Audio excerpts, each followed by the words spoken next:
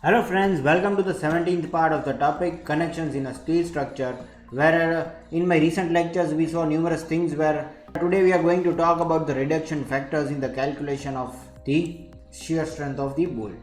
So while we were calculating the design shear strength of the bolt, we had some terms in the middle like reduction factors, that is beta Lj, beta Lg and beta Pk, that we had used in a formula to find the nominal shear strength of the bolt.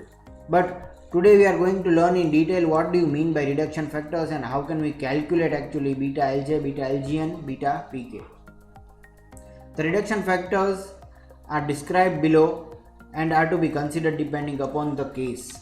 This case, where the first is reduction factors for long joint. See, if we are having a long joint, that is the overlapping of any two plates, if it is much more as compared to the requirement,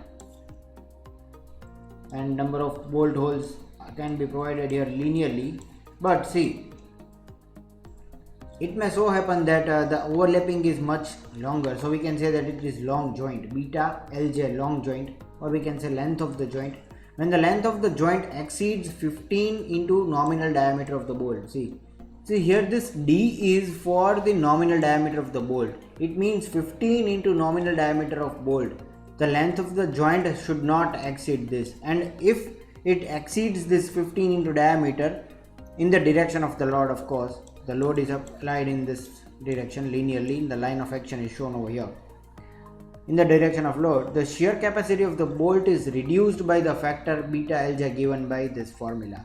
We can reduce this shear capacity of these bolts. This is because we can even consider the economy over here. And in order to calculate the reduction factors, we are having this formula 1.075 minus Lj divided by 200 into nominal diameter of the bolt. This is the formula where Lj is the length of the joint, this length of the joint, this is Lj. So in a simplified form, we have this formula as 1.075 minus 0.005 into Lj divided by nominal diameter of bolt, that is D. But what we should keep in mind is that our value should be between, that means the value of this beta Lj should be between 0.75 to 1.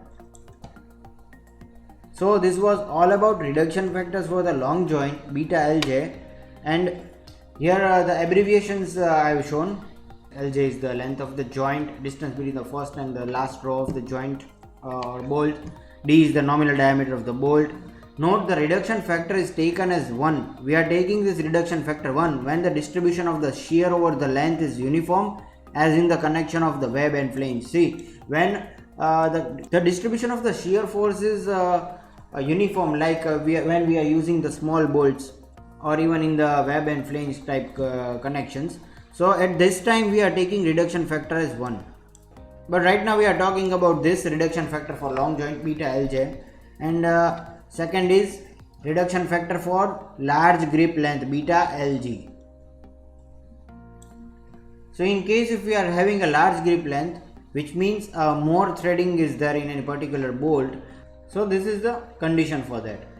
When grip length of the bolt Lg increases, that is equal to the total thickness of the connected plates, which can be explained by this figure.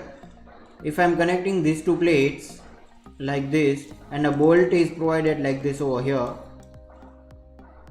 then if the entire connection is having the threading in it, then it is having large grip length. The bolt is subjected to greater bending moment to shear forces acting on its shank. See, now this type of bolt is subjected to more bending moment and shear force is acting on this shank. Therefore, if grip length Lg exceeds 5 into diameter, see, if this grip length increases 5 into diameter of the bolt or nominal diameter of the bolt, the design shear capacity of the bolt is to be reduced.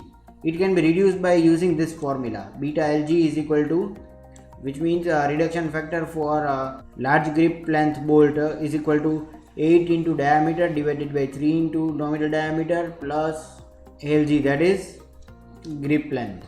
This is given in IS 800 2007 clause 10.3.3.2 on page 75.